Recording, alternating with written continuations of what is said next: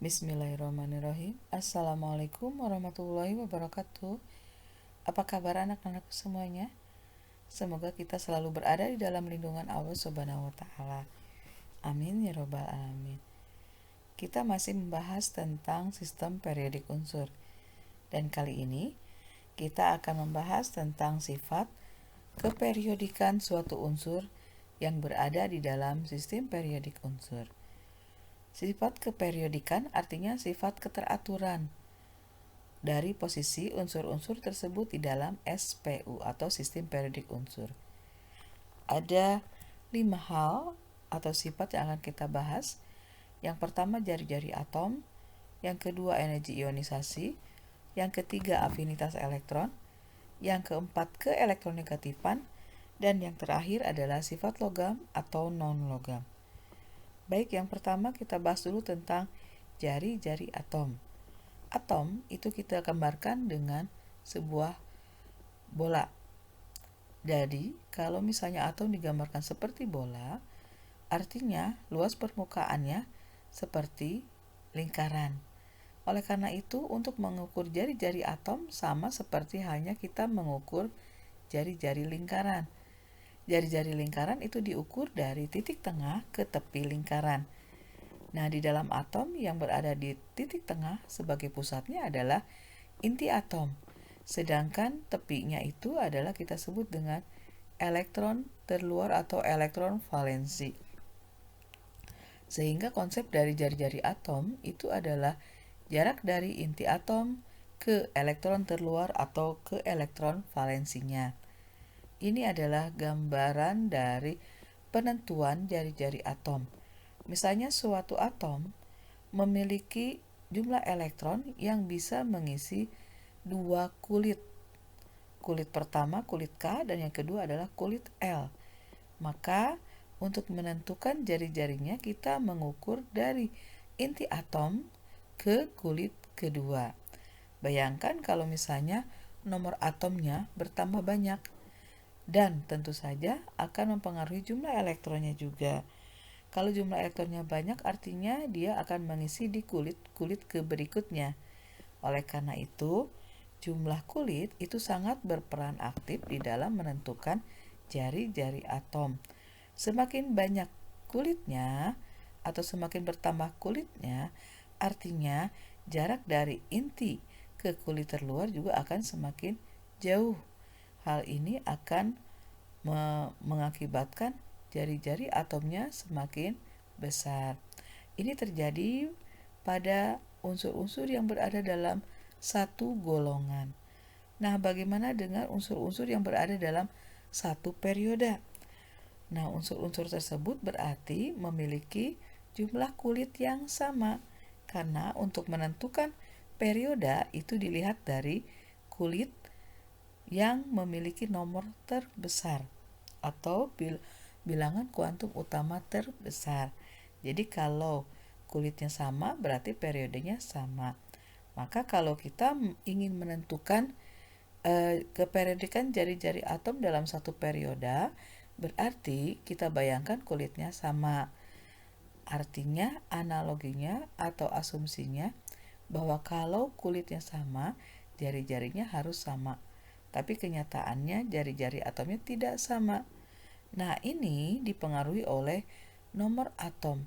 Semakin ke kanan dalam sistem periodik berarti jumlah elektronnya juga akan semakin bertambah karena nomor atomnya bertambah besar. Dengan bertambahnya jumlah elektron mengakibatkan semakin kuatnya tarikan elektron terhadap inti atom. Hal itu mengakibatkan atom semakin mengkerut. Kalau semakin mengkerut berarti jari-jarinya akan semakin kecil, ya.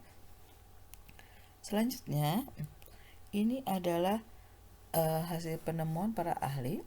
Digambarkan bahwa untuk jari-jari atom seperti ini. Ini berada dalam satu golongan dari H sampai CS atau BE sampai BA dan seterusnya. Karena jumlah kulitnya bertambah besar atau bertambah banyak, ini akan menimbulkan ukuran atomnya semakin besar. Kalau ukuran atomnya semakin besar berarti jari-jari atom semakin besar, ya. Ini dari atas ke bawah. Nah, dalam satu periode berarti kulitnya sama, tetapi ternyata jari-jari atomnya semakin kecil. Misalnya dari Na, Mg, Al, Si, dan seterusnya. Itu dikarenakan nomor atom Na misalkan 11, Mg 12, Al 13, maka jumlah elektronnya juga akan berbeda. Na elektronnya 11, Mg 12, Al 13, 14, dan seterusnya. Dengan bertambahnya jumlah elektron, berarti semakin kuat si inti atom dengan elektron itu tertarik, ya. Ikatannya semakin kuat, berarti semakin mengkerut si atom tersebut. Karena semakin mengkerut berarti jari-jarinya akan semakin kecil. Ya, itu jari-jari atom. Yang berikutnya sifatnya adalah energi ionisasi. Kalau berhubungan dengan energi berarti kita harus ingat satuannya bisa kilojoule, bisa joule, bisa kalori atau kilokalori. Oleh karena itu, di dalam beberapa literatur nilainya berbeda-beda, tergantung satuan yang digunakan apa. Apa sih yang dimaksud dengan energi ionisasi?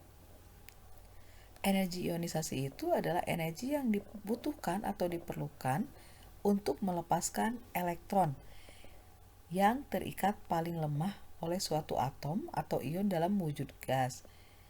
Nah, gambarannya seperti apa?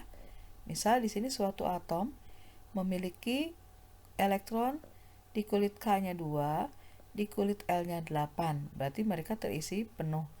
Dan yang terluar itu adalah kulit ketiga diisi oleh 2 elektron. Ini menunjukkan bahwa atom ini memiliki elektron paling lemahnya adalah di kulit ketiga sebanyak 2 elektron. Oleh karena itu, nanti si atom ini akan cenderung untuk melepaskan elektron. Pada saat si atom ini melepaskan elektron, maka dia membutuhkan energi. Nah, energi yang dibutuhkan inilah yang kita sebut dengan energi ionisasi. Karena ada 2 elektron yang bisa dilepaskan, maka energi ionisasi ini bisa berharga. Ada energi ionisasi 1, kemudian ada juga energi ionisasi kedua setelah elektron yang kedua itu dilepaskan. Kita akan lihat hubungan antara energi ionisasi dengan jari-jari atom. Semakin besar jari-jari atom, itu berarti jarak dari inti atom ke kulit terluar itu semakin jauh. Kalau semakin jauh berarti semakin lemah ikatannya. Kalau semakin lemah ikatannya, berarti elektron itu akan lebih mudah untuk dilepaskan. Kalau lebih mudah untuk dilepaskan berarti energi yang dibutuhkan juga untuk melepaskan itu semakin kecil, ya. Artinya energi ionisasinya makin kecil. Sedangkan kebalikannya berarti kalau jari-jari atomnya makin kecil berarti makin pendek jaraknya, artinya ikatannya semakin kuat antara elektron terluar dengan inti atom. Kalau semakin kuat, berarti semakin sukar untuk dilepaskan. Kalau semakin sukar untuk dilepaskan, berarti energi yang dibutuhkan untuk melepaskan elektron itu juga akan semakin besar dan energi ionisasinya semakin besar. Jadi bisa kita simpulkan bahwa jari-jari atom dengan energi ionisasi itu berbanding terbalik. Kita lihat ini sifat keperiodikannya dengan nilai-nilai energi ionisasi dalam satuan kilojoule per mol. Ini berada dalam golongan 1A yang berwarna kuning, yang berwarna biru golongan 2A, yang berwarna peach ya orange ya 3A, dan seterusnya sampai dengan golongan 8A yang berwarna pink. Di sini terlihat bahwa kecenderungannya itu hampir rata dari atas ke bawah, energi ionisasinya semakin kecil, ya. Sedangkan kalau dilihat dalam satu baris H dengan He, Li, Be, B, Cn, O dan seterusnya sampai Ne itu memiliki kecenderungan semakin ke kanan semakin besar nilai energi ionisasinya. Hal ini terjadi karena dalam satu golongan dari atas ke bawah, jari-jari atomnya itu semakin besar. Kalau semakin besar berarti semakin lemah ikatan antara elektron terluarnya dengan inti atom. Karena semakin lemah berarti semakin mudah untuk dilepaskan, maka energi yang dibutuhkan juga semakin kecil. Sedangkan yang berada dalam satu periode itu jari-jari atom memiliki kecenderungan semakin kecil. Berarti jaraknya semakin dekat dengan inti atom sehingga elektron itu semakin sukar untuk dilepaskan. Oleh karena itu dibutuhkan energi lebih besar lagi untuk melepaskan elektron. Kalau suatu atom melepaskan elektron artinya dia nanti akan menjadi ion positif ya. Jadi konsep dari energi ionisasi bisa dipersingkat bahwa energi yang dibutuhkan suatu atom dalam keadaan netral atau dalam keadaan gas untuk menjadi ion positif ya dengan cara melepaskan elektron tadi. Ini gambar grafik energi ionisasi yang pertama. Maksudnya energi ionisasi pertama itu energi yang dibutuhkan pada saat melepaskan satu elektron. Di sini yang berada dalam satu golongan, yaitu misalkan He dengan Ne dengan Ar sampai dengan Rn. Kecenderungannya energi ionisasinya semakin kecil. Atau Li, Na, Ks, Rb, Cs itu semakin kecil.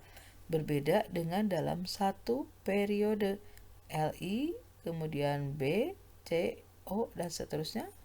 Ini berarti berada dalam satu periode itu cenderung semakin naik nilai energi ionisasinya. Ini adalah sifat yang bisa disimpulkan secara keperiodikan. Energi ionisasi itu dari kiri ke kanan itu bertambah besar, sedangkan dari atas ke bawah itu semakin kecil ya. Baik, kita lanjutkan dengan sifat yang ketiga yaitu afinitas elektron. Afinitas elektron itu adalah energi yang dilepaskan. Ya.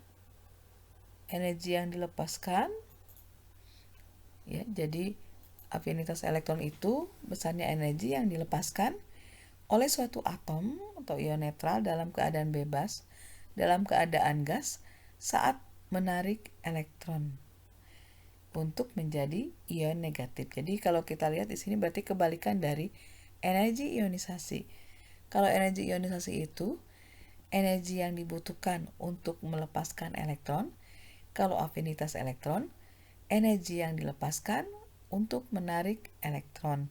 Kalau tadi energi ionisasi itu untuk menjadi ion positif, kalau afinitas elektron berarti menjadi ion negatif. Kita lihat gambarannya di sini. Misalnya ada sebuah atom memiliki jumlah elektron di K2, kemudian di kulit kedua L itu ada 1, 2, 3, 4, 5, 6, 7. Maka di sini untuk menjadi stabil dia kurang 1 elektron. Sehingga dia harus menarik elektron dari luar. Nah, pada saat dia menarik elektron dari luar, itu dia akan melepaskan energi. Nah, sebesar energi yang dilepaskan itu, maka inilah yang disebut dengan afinitas elektron. Untuk afinitas elektron, ini ternyata ada beberapa hal yang berbeda dengan energi ionisasi. Kita lihat keperiodikannya ya. Nilai dari afinitas elektron itu di sini ada beberapa literatur yang menuliskan dengan nilai negatif.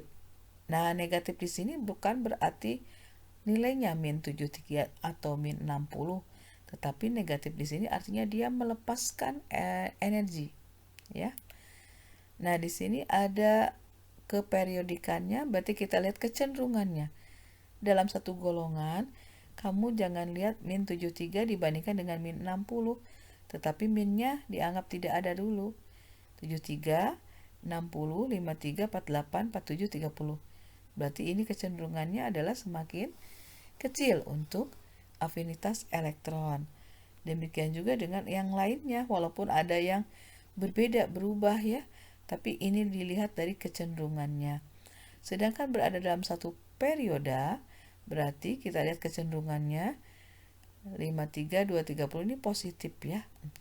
Kemudian 44, 134, 72, 200, 349 dan seterusnya. Oke, jadi kecenderungannya dari kiri ke kanan semakin naik. Ada yang harus kalian pahami adalah silahkan cari kenapa di golongan 2A ini bernilai positif berbeda dengan yang lainnya. Demikian juga dengan golongan 8A. Itu sebagai PR kalian untuk mencari tahu kenapa ada ketidaksesuaian atau berbeda, ada anomalinya di golongan 2A dengan golongan 8A mengenai nilai afinitas elektron. Baiklah, ini secara umum untuk seluruh unsur dalam sistem periodik.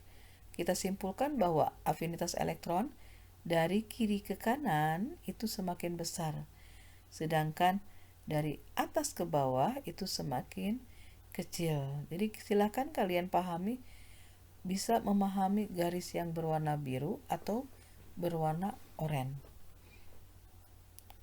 Yang selanjutnya adalah keelektronegatifan. Keelektronegatifan itu adalah kemampuan sebuah atom untuk menarik elektron ikatan dalam ikatan dengan atom lainnya. Jadi kalau misalnya ada sebuah senyawa, itu artinya ada ikatan antar atom dengan atom atau molekul ya, dibentuk dari atom dengan atom. Nah, ikatan yang terbentuk itu terjadi karena adanya sepasang elektron. Nah, sepasang elektron itu apakah lebih tertarik ke salah satu atom atau tidak? Tergantung kepada nilai keelektronegatifan-nya. Nilai keelektronegatifan ini dikemukakan oleh Linus Pauling tahun 1932. Maka di sini akan muncul nilai-nilai yang berada di antara rentang yang paling kecil ini adalah Fr 0,7 dan paling tinggi adalah F 4,0.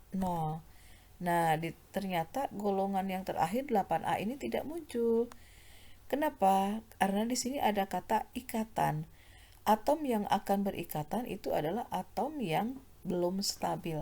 Sedangkan golongan 8A ini adalah unsur yang sudah stabil, maka dia tidak akan membentuk ikatan dengan atom lain. Sehingga oleh Pauling ini tidak dituliskan lagi berapa nilai dari keelektronegatifannya. Kalau dilihat dari keperiodikannya, berarti dalam satu golongan dari atas ke bawah ini semakin kecil ya. Sedangkan dalam satu periode, satu baris, berarti dari kiri ke kanan semakin besar. Sehingga kita bisa lihat di sini nilai tertinggi ada di F 4,0, sedangkan nilai yang paling rendah adalah 0,7. Maka dikatakan F ini adalah unsur paling elektronegatif. Berarti paling mudah untuk menarik elektron, maka dia akan lebih cenderung menjadi kutub negatif. Sedangkan Fr ini adalah unsur yang paling elektropositif. Jadi kebalikan dari yang elektronegatif ya. Jadi semakin ke kanan semakin dia cenderung menjadi kutub-kutub negatif, sedangkan semakin ke kiri semakin menjadi kutub-kutub positif. Itu yang dikemukakan oleh Linus Pauling tentang keelektronegatifan. Nah, ini kesimpulan dari keperiodikannya untuk memahaminya supaya kita bisa membandingkan dengan sifat keperiodikan yang lain. Ternyata antara keelektronegatifan, afinitas elektron, dan energi ionisasi itu sama. Semakin ke kanan semakin besar, semakin ke bawah itu semakin kecil ya nilainya. Yang berbeda adalah jari-jari atom. Kalau jari-jari atom semakin ke kanan semakin kecil, dari atas ke bawah itu semakin besar. Baik. Untuk yang kelima adalah sifat logam dengan semilogam dan non-logam. Di dalam sistem periodik, kalau kita gambarkan secara sederhana seperti ini, yang Ini yang warna hijau itu adalah unsur yang bersifat baik. Ini adalah gambar sistem periodik unsur, di mana kita bisa melihat perbedaan antara logam dan non-logam ya. Yang berwarna biru ini adalah unsur yang termasuk ke dalam logam. Jadi yang berada pada tangga, jadi kalau kita bikin tangga di sini di batas golongan 3A itu, maka kita bisa menyimpulkan semakin ke kiri itu adalah semakin bersifat logam. Kecuali di sini ada golongan 1A adalah hidrogen. Dia adalah sebuah gas, maka dia termasuk ke dalam unsur non-logam ya. Jadi yang berwarna pink. Sedangkan unsur yang berada di antara sifat logam dan non-logam kita sebut dengan unsur-unsur metaloid. Ini keperiodikannya sudah jelas, semakin ke kiri berarti semakin logam, tetapi semakin ke kanan berarti semakin non-logam. Baik, kesimpulan dari sifat keperiodikan unsur ini kita gambarkan seperti ini ya. Ini adalah untuk energi ionisasi, afinitas elektron, dan keelektronegatifan. Sedangkan yang jari-jari atom ini adalah berbeda. Ya, ini kesimpulan sifat keperiodikannya. Semakin ke kanan itu untuk 3 sifat, afinitas elektron, energi ionisasi, keelektronegatifan itu semakin besar. Demikian juga kalau dari bawah ke atas ya. Jadi kita lihat ini titik temu dari arah panahnya semakin besar. Sedangkan jari-jari atom itu berlawanan arah. Dia semakin besar ke arah bawah dan ke arah kiri dalam sistem periodik unsur. Sedangkan sifat non-logam atau logam ini berbalik arah ya. Untuk karakter logam itu arahnya diagonal, semakin ke bawah itu semakin besar sifat logamnya. Sedangkan sifat non-logam berarti semakin lemah. Baik, itu saja mungkin yang bisa Ibu sampaikan. Terima kasih. Sampai jumpa lagi di kesempatan yang akan datang. Wabillahi taufiq wal hidayah. Wassalamualaikum warahmatullahi wabarakatuh.